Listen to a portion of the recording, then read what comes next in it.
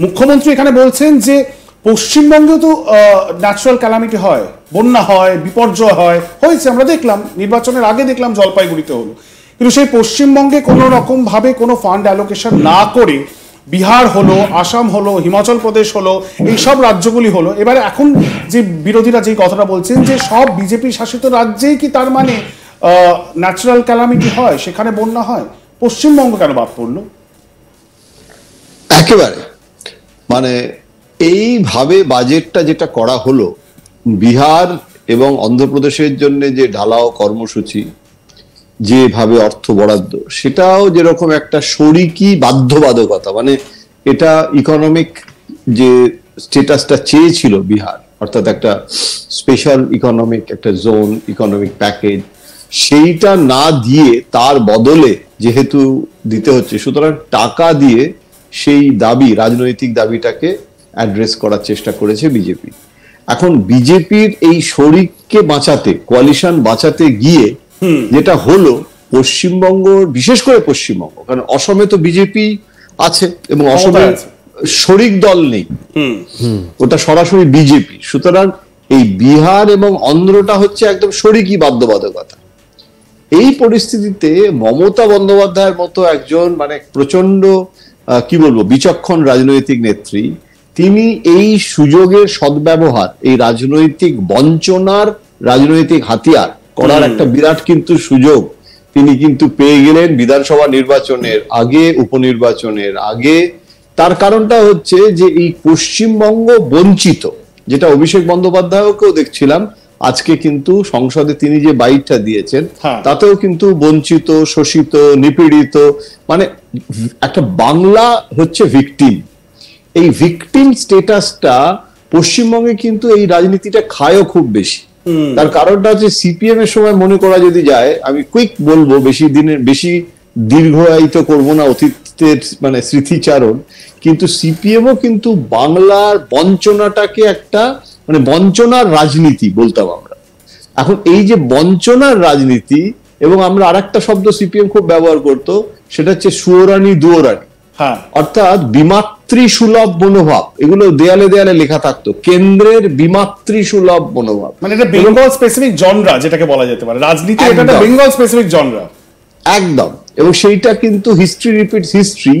এখন বাঙালি এই যে দিল্লি বিরোধী র্যাডিক্যালিজম, এই দিল্লি বিরোধী বাঙালি র্যাডিক্যালিজমের সঙ্গে কেন্দ্রের বঞ্চনা, এটা দারুণ একটা package, it's a political package. এবং এইটা মানে হাতে করে ট্রেতে করে সাজিয়ে যদি এখন নরেন্দ্র মোদী এগিয়ে দেয় যে আমি দেব না বাংলাকে যতক্ষণ না পর্যন্ত তোমরা আমাকে ভোট দেবে, এবং শুভেন্দু অধিকারীর ওই মন্তব্যটাকেও কিন্তু দেখলাম অভিষেক বন্দ্যোপাধ্যায় কাজে লাগিয়েছে বাজেটের দিনে, যে সবকা সাথ সবকা বিকাশ যদি বলেই তো দিয়েছে যে করবো না তোমরা ভোট না দিলে, সুতরাং ভোটও দেবে না আর কেন্দ্র টাকাও দেবে না। এই যে এই জিনিসটাকে লিঙ্ক করা, এইটাই, এই পলিটিক্সটা এখন তৃণমূল কংগ্রেসের হাতে একটা বিরাট অস্ত্র হয়ে গেল এটাকে নিয়ে। এবং আগামীকাল বা আজকে রাজ্যসভায় ওয়াকআউট হয়েছে বাজেটে, আর কালকে আরো অ্যাগ্রেসিভ হইতে, যেহেতু আজকে বাজেট ছিল, অ্যাগ্রেসিভ হইতে তৃণমূল কংগ্রেস, সমাজবাদী পার্টি সবাই মিলে এটাকে নিয়ে যাবে। আর তার এফেক্ট হবে। তৃণমূল কংগ্রেসের পক্ষ থেকে জয়ন্তদা অভিষেক বন্দ্যোপাধ্যায় বলবেন, সেটা মুখ্যমন্ত্রী আজকে নিচে ঘোষণা করে দিয়েছেন। আমরা কুইকলি 10 সেকেন্ড একবার শুনে নিই অভিষেক বন্দ্যোপাধ্যায় আজকে তার যে ইনিশিয়াল রিয়াকশন পার্লামেন্টের অন্দরে নয় বাইরে, কিন্তু তিনি কিন্তু এই সুরটা যেটা জয়ন্তদা বললো সেই সুরটা বেঁধে দিলেন।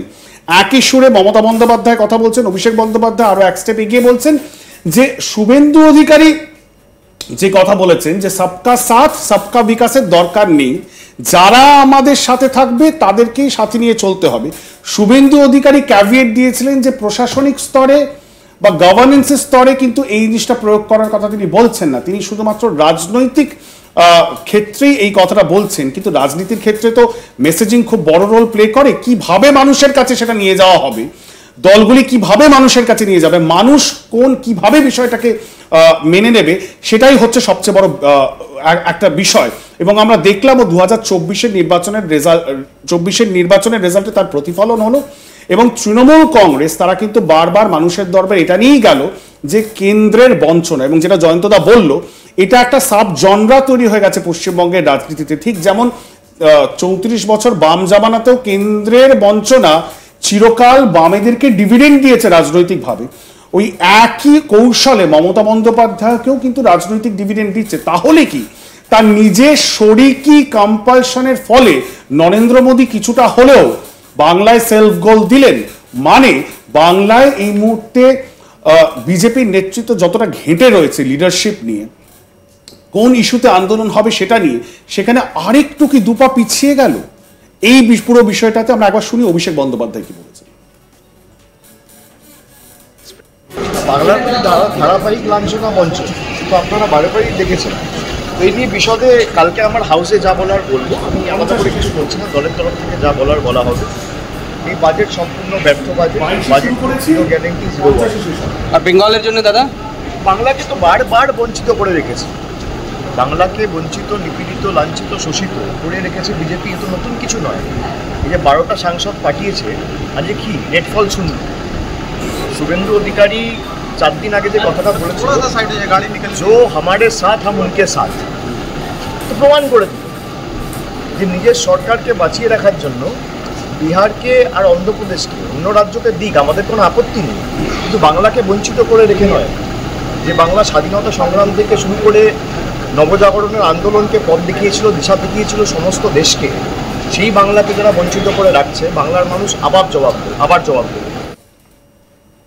জয়ন্তদা, কি সুকৌশলে এই পুরো জিনিসটা শুভেন্দু অধিকারীর বক্তব্যের সাথে জুড়ে দিলেন অভিষেক বন্দ্যোপাধ্যায়, এবং কোথাও গিয়ে শুভেন্দু অধিকারীর যে পজিশনটা সেটাকে আরো বেশি ডিফিকাল্ট করে দিলেন। এমনিতেই এই মুহূর্তে 2024 লোকসভা নির্বাচনের রেজাল্টের পরে কিছুটা হলেও তিনি চাপে রয়েছেন। এই বক্তব্যের পরে মানুষকে কনভিন্স করা শুভেন্দু অধিকারীর পক্ষে সেটা আরেকটু কিছুটা ডিফিকাল্ট হয়ে গেল না? মানে এখন যেটা হয়েছে সেটা হচ্ছে যে এই পশ্চিমবঙ্গটা যে বঞ্চিত হচ্ছে, সেটা নানান দিক থেকে মমতা বন্দ্যোপাধ্যায় এবং অভিষেক বন্দ্যোপাধ্যায় তারা নানা দিক থেকে এটাকে যেরকম ভাবে, মানে আদালতে আমরা বলি না যে একটা কেস সাজাতে গেলে একটার পর একটা সেটাকে যেরকম ভাবে যুক্ত করা হয় একটা মামলার শুনানির সময়, তো এখানে শুভেন্দু মানে সব গোটা ব্যাপারটা শুভেন্দু নয়, শুভেন্দু একটা আলাদা ব্যাপার, বিজেপিতে তার কি হবে না হবে, বিজেপিতে এত কিছুর পরেও শুভেন্দুই তার হাতে রথের রশি থাকবে কি থাকবে না, কেন্দ্রীয় নেতৃত্ব কি ভাববে, সেটা একটা পৃথক বিষয়। কিন্তু কেন্দ্রের বঞ্চনাটা নানান দিক থেকে, কারণ এই যে 100 দিনের কাজ, তার জন্য যখন অভিষেক বন্দ্যোপাধ্যায় দিল্লিতে আন্দোলন করেছিলেন তখনও সেটা বঞ্চনারই তো রাজনীতি ছিল। সুতরাং এই বঞ্চনার রাজনীতি, এটার সাথে বাঙালি আইডেন্টিটি পলিটিক্স আছে, এটার সাথে মানে এই বাঙালিকে বুঝতে না পারা, বিজেপির চাপিয়ে দেওয়া হিন্দুত্ব, সব মিলিয়ে কিন্তু একটা অসাধারণ মানে একটা মন্ড